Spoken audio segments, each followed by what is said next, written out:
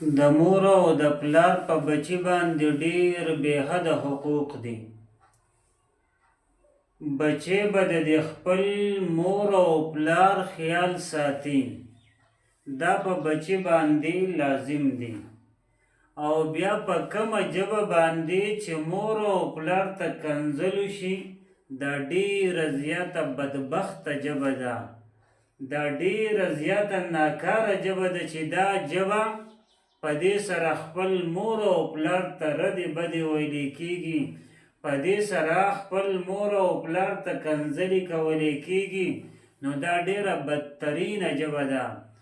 تا ته پته شته دا ژبه چې دی نو دا اصل کې د مور او د پلار ده. دې ژبې ته دا خبرې چا ښودلې وي؟ دا ژبه خو په څه پوهېده نه.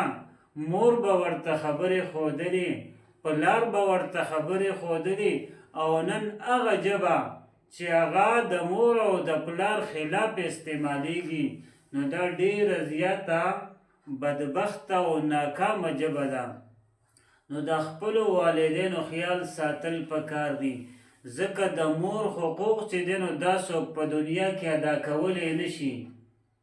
څه وخت مخکې په چین کې یو زلزله راغلې وه چې په هغې کې ډېر آبادي چې دی نو دا خراب شوي وو او ډېر بلډینګان دا راتاو شوي وو.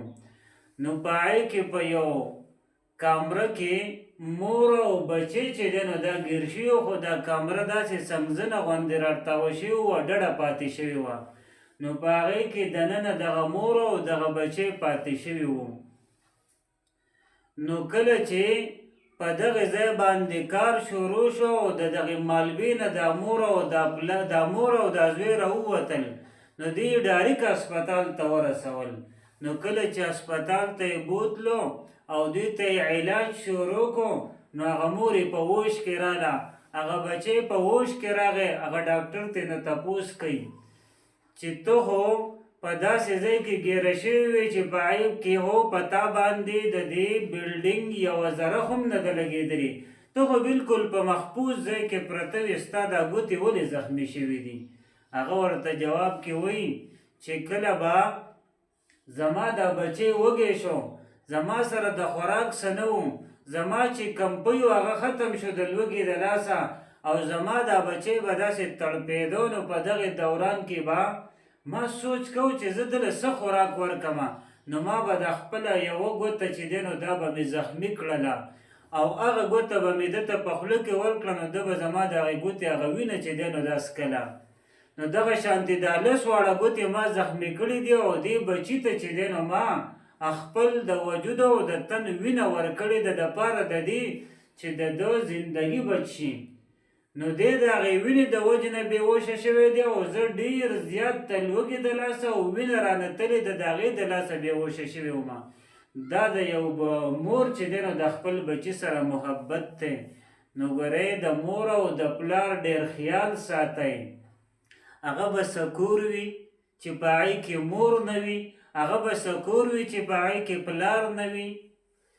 نو چې مور او پلار په یو کور کې وي نو دا د کور نوم دی، او کله چې د انسان ونښلي نو دا انښتو نه وروستو دله دا لار کولاوی څوک و؟ دا پلار. وایي چې د چا پلار نه وي نو د هغه به لار نه وي، ځکه ده ته چې کله رکاوټ راشي دی د خپل پلار نه تپوس کوي، وي پلاره څه وکړمه؟ هغه ورته وایي بچیه داسې داسې وکړه، نو ده ته هغه لار چې دی نو ازاده کړي.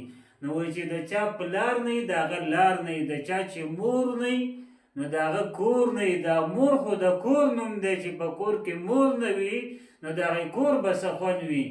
او دغه شان د چا چې رور نه وي نو د هغه زور نه وي، او د چا چې خور نه وي د هغه شور نه وي. نو عزتمندو دا داسې رشتې دي، د دې ډېر انتهایي خیال ساتئ. دا بار بار چاته نه میلاویږي، پلار او مور دا یو پاڼی میلاویږي. نو د دې ډېر قدر احترام چې دی نو دا کوئ.